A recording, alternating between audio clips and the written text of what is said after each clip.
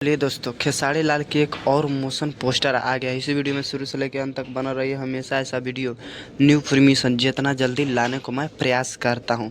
Trending star Khesari Lal के गाना का पोस्टर आया है, जिस गाना के नाम है तुहू रोबू ये जान। तुहू रोबू ये जान एक खेसारी लाल के गाना कब आएगा, इसी वीडियो में शुरू से लेकर अंत तक बना रहिए। और हम हमेशा ऐसा वीडियो न्यू परमिशन लाने के लिए मैं प्रयास करता हूँ आप लोगों तक। खेसारी लाल के एक मोशन पोस्टर आया था, जिस गाना के नाम है तुहू रोबू ये जान। ये गाना बेवफाई सैड सॉन्ग एकदम है, जो बवाल भोजपुरी इंडस्ट्री में मचा के रख देगा। लेकिन ट्रेंडिंग स्टार जो भी गाना गाते हैं तो बवाल मचा के रख देते हैं भोजपुरी इंडस्ट्री में।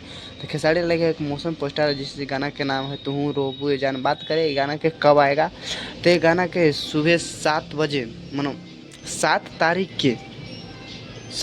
के सुबह 7 बजे रिलीज कर दिया जाएगा। बात करिए कि गाना लिखे तो गाना लिखे कृष्णा और संगीत दिए हैं आर.एस. शर्मा।